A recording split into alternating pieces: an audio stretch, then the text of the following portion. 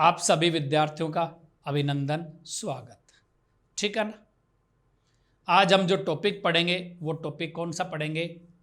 आज हम टॉपिक पढ़ेंगे जो कल पढ़ रहे थे उसी को आगे कंटिन्यू करेंगे। और कल हम क्या कर रहे थे? आरक्षण से संबंधित संवैधानिक प्रावधान। याद होगा कल हमने पढ़ा आरक्षण से संबंधित संवैधानिक प्रावधान, यानी हमारा जो संविधान है उस संविधान में पिछड़े वर्गों के लिए आरक्षण के संबंध में कौन कौन से प्रावधान किए गए हैं। और कल आपको ये भी समझाया था कि आरक्षण के प्रावधान कहाँ कहाँ हैं। आरक्षण के प्रावधान कहाँ हैं? सबसे पहला प्रावधान कहाँ? शिक्षण संस्थाओं में आरक्षण की जरूरत है, यानी पिछड़े लोगों को मुख्य धारा में लाने के लिए कहाँ कहाँ उन्हें सपोर्ट की जरूरत है। एजुकेशन सबसे बढ़िया माध्यम है। एजुकेशन के माध्यम से ही पिछड़े लोगों को मुख्य धारा में शामिल किया जा सकता है, पिछड़े लोगों का विकास किया जा सकता है। तो एजुकेशन यानी शिक्षण संस्थाओं में आरक्षण की बात कही गई है। फिर दूसरा स्टेप कहाँ आता है? विधायिका वगैरह संसद के माध्यम से भी, यानी संसद में भी अगर पिछड़े वर्गों का रिजर्वेशन कुछ किया जाएगा तो वो मुख्य धारा में आ सकते हैं, उनके लिए कानून बनाए जा सकते हैं। और एक कौन से में है? सरकारी सेवाओं में आरक्षण की बात है। ठीक है ना। तो ये तीन बातें हम कर रहे थे, उन्हीं बातों को हम कंटिन्यू करेंगे। और आज का मुख्य जो विषय है, इंदिरा साहनी बनाम भारत संघ मामला कौन सा था, किससे संबंधित था, क्या था। ठीक है ना। अब थोड़ा सा समझने की कोशिश करना। मैं आपको बताना चाहूँगा कि ये जो, एक बार मैं बता दूं, आरक्षण के संबंध में संवैधानिक प्रावधान, सबसे पहली बात कहां पढ़ी हमने? शिक्षण संस्थाओं में आरक्षण की बात।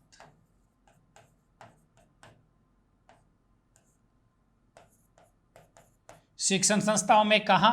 प्रवेश में। है कि नहीं है? आपको बताई सरकारी सेवाओं में आरक्षण,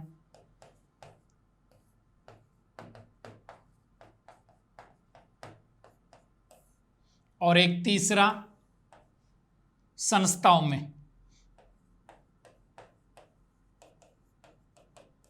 संस्था मतलब विधायिका में।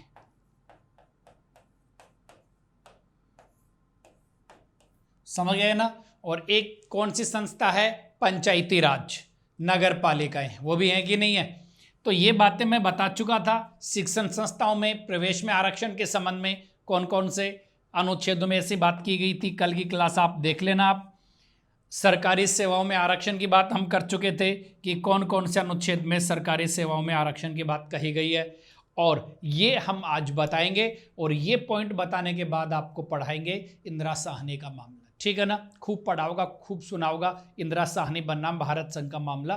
तो पहले हम एक बार संस्थाओं में, यानी विधायिका, पंचायतों में पिछड़े वर्गों के लिए या किन के लिए आरक्षण दिया गया है, तो वो हम एक बार चर्चा करेंगे।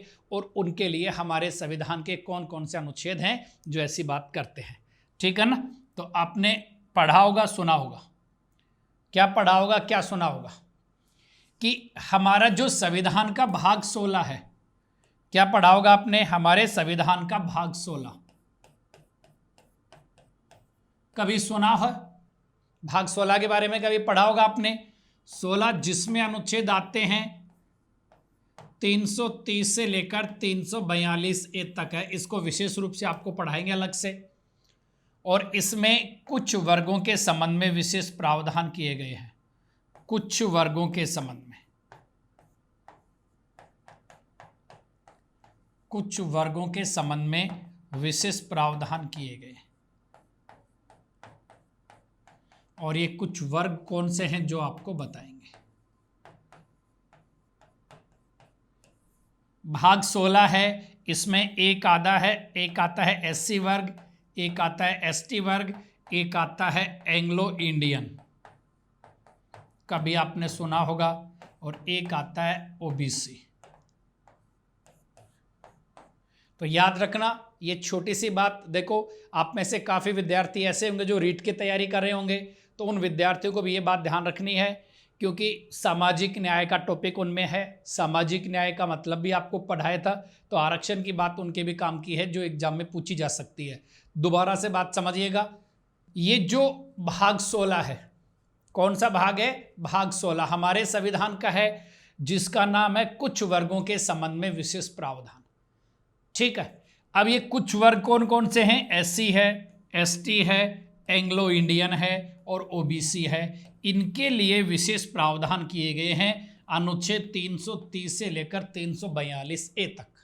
ठीक है ना, यानी आरक्षण की बात कर रहे थे हम, आरक्षण विधायिका।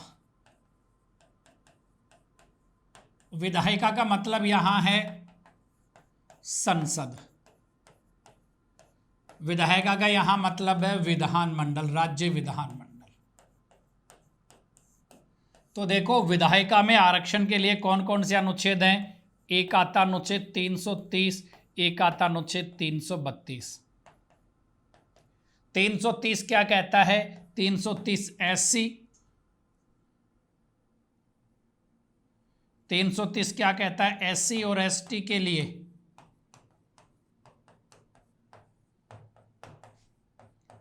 लोकसभा में आरक्षण की बात करता है। और 332 है वो एससी एसटी के लिए विधानसभा में आरक्षण की बात करता है। बात समझ गए ना? अब यहां पे एक छोटी सी बात ये भी आपके माइंड में होनी चाहिए, याद रखनी है आपको, कि एससी एसटी को जो विधानसभा या लोकसभा में आरक्षण है, तो आरक्षण किस आधार पे दिया गया है? वो आरक्षण दिया गया है इनकी जनसंख्या के अनुपात में। याद रखिएगा, इनको आरक्षण किस अनुपात में दिया गया है? जनसंख्या के अनुपात में आरक्षण दिया गया है। तो वर्तमान में एससी को एसटी को लोकसभा में सीटें आरक्षित हैं और एससी को एसटी को विधानसभा में सीटें आरक्षित की गई है। ठीक है ना? 330 अनुच्छेद है वो एससी एसटी को आरक्षण की बात करता है, कहां पे? लोकसभा में। और 332 एससी एसटी के आरक्षण की बात कहां करता है? राज्य की विधानसभा में है। और वर्तमान में हमारे देश में 17वीं लोकसभा है और 17वीं लोकसभा में एससी एसटी के लिए आरक्षित सीटें कितनी हैं? आपको याद होगा,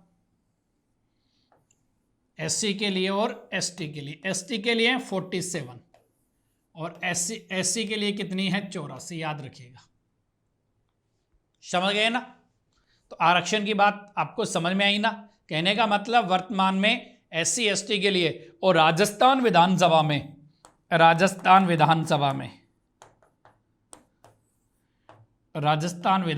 में एससी और एसटी, एससी के लिए कितनी है? 34 और एसटी के लिए कितनी है?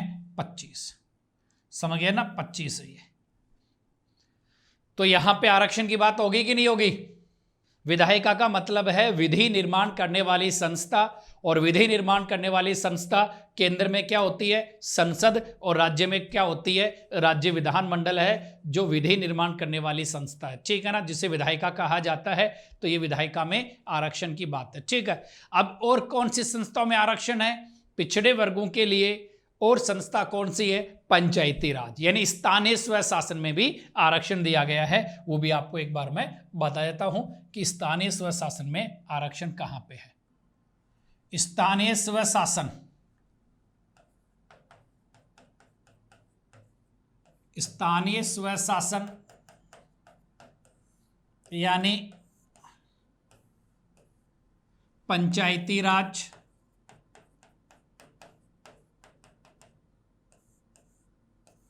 और नगर पालिकाएं। पंचायती राज और नगर पालिकाएं, पंचायती राज संस्थाओं में आरक्षण और नगर पालिकाओं में आरक्षण संविधान में कहां दिया गया है? इसके लिए आरक्षण अनुच्छेद 243 डी, और इसमें आरक्षण है अनुच्छेद 243 टी। ठीक है ना? अब किन किन समुदायों को आरक्षण दिया गया है? इसमें आरक्षण दो टाइप का है। इन संस्थाओं में आरक्षण संबंधी दो प्रावधान है। तो एक बार मैं आपको बता दूं कि पंचायती राज संस्थाओं में आरक्षण के प्रावधान एक तो है अनिवार्य प्रावधान और एक है ऐच्छिक प्रावधान। ये दोनों बातें ध्यान रखना। एक तो कैसे प्रावधान है? अनिवार्य, और एक कैसे प्रावधान है, ऐच्छिक प्रावधान। तो पंचायतों में अनिवार्य किस किस को आरक्षण है, SC ST और महिला। याद रखना ये काम की बात है, ST SC और महिला, ये वर्ग के लिए आरक्षण कैसा प्रावधान है, अनिवार्य प्रावधान है। याद रखना, यानी संविधान में अनुसूचित जाति, जनजाति व महिला वर्ग के लिए पंचायतों में आरक्षण का अनिवार्य प्रावधान किया गया, जो सभी राज्यों के लिए बाध्यकारी होगा। कितना आरक्षण किया गया, SC ST के लिए उनकी जनसंख्या के अनुपात में, जबकि महिलाओं के लिए संविधान में कितना किया गया था, 1/3 किया गया था। और महिलाओं का आरक्षण अब बढ़ा के 50% कर दिया 2009 से। और OBC को आरक्षण, पंचायतों में OBC आरक्षण कैसा प्रावधान, ऐच्छिक प्रावधान। कैसा प्रावधान, ऐच्छिक प्रावधान किया गया, यानी राज्यों की मर्जी पे छोड़ा गया कि पंचायतों में OBC को आरक्षण दिया जा सके। हमारे यहाँ राजस्थान में पंचायतों में SC ST महिला और OBC चारों वर्गों को आरक्षण दिया गया है। तो ये हमने पढ़े। और ऐसे ही आरक्षण की बात नगर पालिकाओं में कौन सा करता है, अनुच्छेद 243 243T करता है, ठीक है ना। तो ये बातें तो हमने वो देखी कि आरक्षण से संबंधित संवैधानिक प्रावधान कौन कौन से हैं। कल और आज 2 क्लासों में मैंने आरक्षण से संबंधित संवैधानिक प्रावधान की जो टॉपिक था उसको क्लियर किया है। आशा करता हूं समझ में आया होगा। आरक्षण कहाँ है, शिक्षण संस्थाओं में, आरक्षण कहाँ है, सरकारी नौकरियों में, आरक्षण कहाँ है, स्थानीय स्वशासन, लोकसभा, विधानसभा, और पदोन्नति की बात भी थी। अब आज हम आपको बताएंगे कि आरक्षण के मामले को चुनौती दी गई थी इंदिरा साहनी मामले में, और इंदिरा साहनी मामला क्या था, इसमें सुप्रीम कोर्ट ने क्या मुख्य निर्णय दिए, वो भी आपको हम बताते हैं। अब यहां एक बात आपको जो ध्यान में रखनी है, अब हम पढ़ते हैं इंदिरा साहनी मामला। इंदिरा साहनी बनाम भारत संघ, क्या मामला था।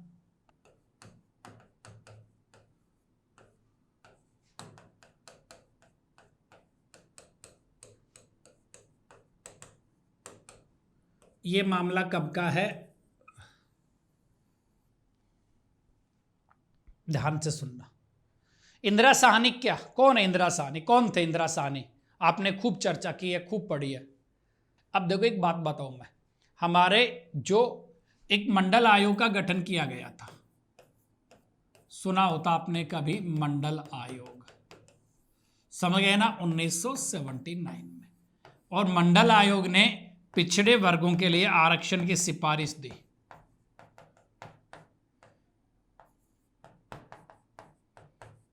समझ में एक बात नहीं, कितनी, 27%।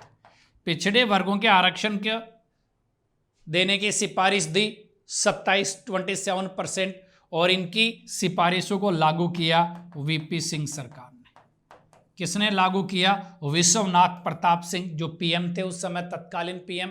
उन्होंने पिछड़े वर्गों के लिए केंद्र के अधीन सेवाओं में 27% आरक्षण दे दिया, ठीक है ना। इस आरक्षण को चुनौती किसके द्वारा दी गई, इंदिरा साहनी जो कि एक पत्रकार थे, और इन्होंने PIL दायर की सुप्रीम कोर्ट में, ठीक है ना।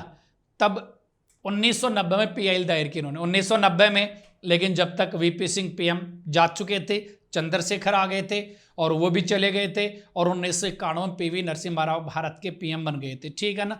PM बनने के बाद 1992 में इस आरक्षण के मामले को लेकर संविधान सुप्रीम कोर्ट में एक संवैधानिक पीठ का गठन किया, 9 न्यायाधीशों की संवैधानिक पीठ का गठन किया गया।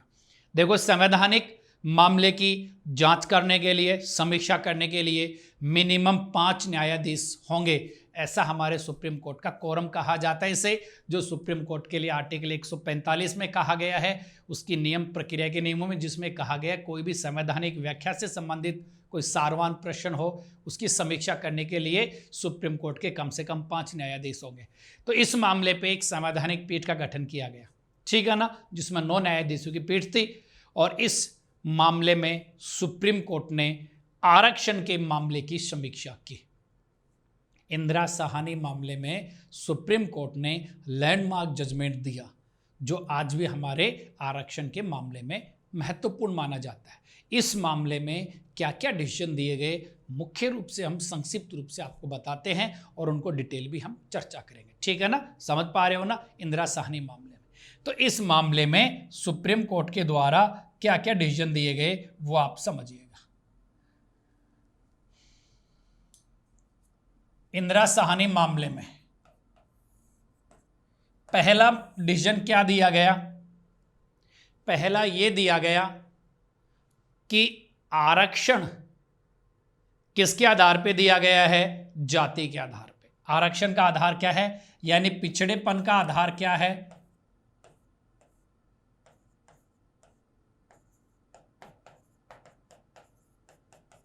क्या है? जाति है या नहीं है? आज हमारे SC ST वगैरह में OBC में जातियों के आधार पे तो आरक्षण की बात की जाती है ना। सारे सो रहे हो या पढ़ रहे हो? कुछ रिप्लाई नहीं आ रही आप लोगों की। जाति है या नहीं है? तो यहां छोटी सी बात समझना, यानी पिछड़ेपन का आधार क्या लिया? जाति लिया। इंदिरा साहनी मामले में इस बात को संवैधानिक ठहराया कि जाति पिछड़ापन का आधार हो सकती है। याद रखिएगा, समझ पा रहे हो ना? पहली बात, जाति पिछड़ेपन का आधार हो सकती है। ये बात किस मामले में कही गई? इंदिरा साहनी मामले में। लेकिन सुप्रीम कोर्ट ने इससे पहले बालाजी बन्ना मैसूर राज्य मामला हुआ था 1963 में, जिसमें कहा गया था कि जाति को पिछड़ेपन का आधार नहीं माना जा सकता। केवल जाति को पिछड़ेपन का आधार नहीं माना जा सकता, ऐसा किसमें कहा गया? बालाजी बन्ना मैसूर राज्य मामले में। लेकिन सुप्रीम कोर्ट ने इंदिरा साहनी मामले में उस निर्णय को उलट दिया और कहा कि जाति को पिछड़ापन का आधार माना जा सकता है। क्यों? क्योंकि जाति एक सामाजिक वर्ग है, इसलिए इसको पिछड़ापन का आधार माना जा सकता। पहला मामला क्लियर हो गया ना? जो पहला डिसीजन दिया समझ में आ गया? ठीक है। दूसरी बात,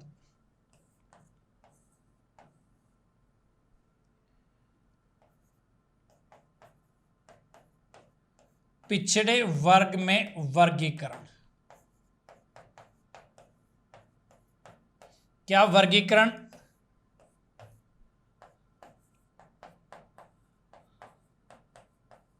क्रीमी और नॉन क्रीमी लेयर। कहने का मतलब पिछड़ा और अधिक पिछड़ा आर्थिक आधार पे। अब बात समझिएगा, यानी बालाजी, उसी मामले को वापस लेके चल रहा हूं।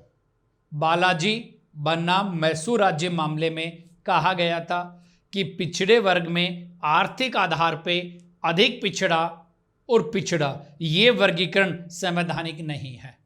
ऐसा नहीं हो सकता। क्यों? क्योंकि संविधान ऐसी कोई बात नहीं करता। संविधान सामाजिक पिछड़ेपन की बात करता है, शैक्षणिक पिछड़ेपन की बात करता है, तो आर्थिक की बात नहीं करता। तो वो उस बालाजी मामले में असंवैधानिक किया, परंतु इस मामले में उसे संवैधानिक कर दिया। सेकंड मामला समझ में आ गया ना? इंदिरा साहनी मामले में क्या किया गया? पिछड़े वर्ग में किया गया वर्गीकरण, यानी क्रीमी लेयर और नॉन क्रीमी लेयर, ये वर्गीकरण संवैधानिक है, इसको उचित बता दिया। लेकिन यहां पे अब ये क्रीमी लेयर है, नॉन क्रीमी लेयर है, इसका आधार क्या होगा? आर्थिक होगा, इनकम होगी।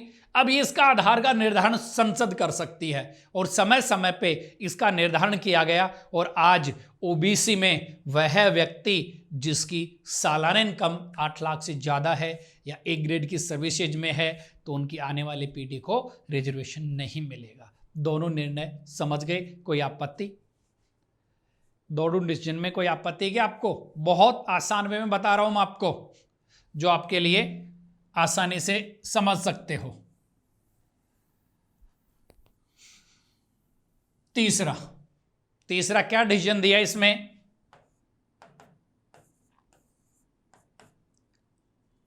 कि आरक्षण संबंधी प्रावधान।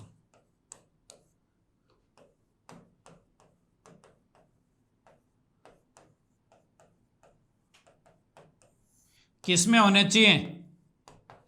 केवल प्रारंभिक नियुक्ति में होने चाहिए। किस में होने चाहिए? केवल प्रारंभिक नियुक्ति में, याद रखिएगा। आरक्षण संबंधी प्रावधान किस में होने चाहिए? केवल प्रारंभिक नियुक्ति में होने चाहिए, पदोन्नति में नहीं।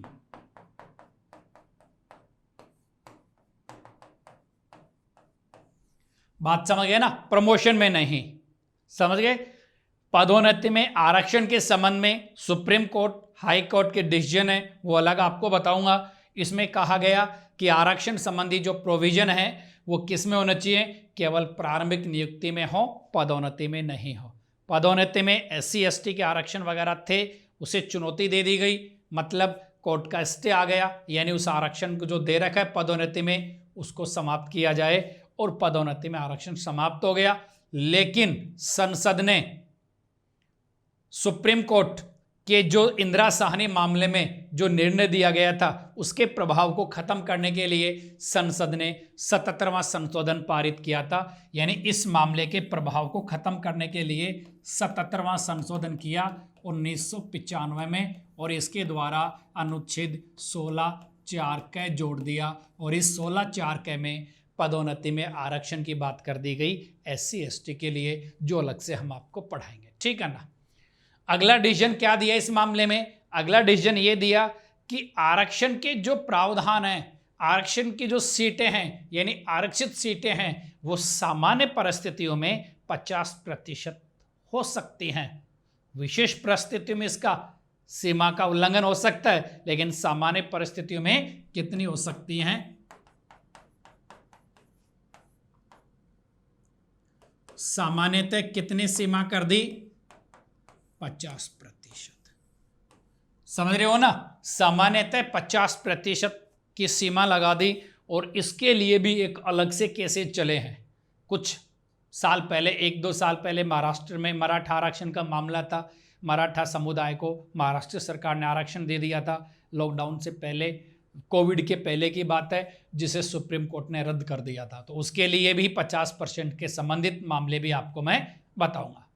तो सामान्यतः कितना? 50%। समझ में आ गई ना बात? इसके संबंध में कौन कौन से केसेज हैं अलग बताऊंगा।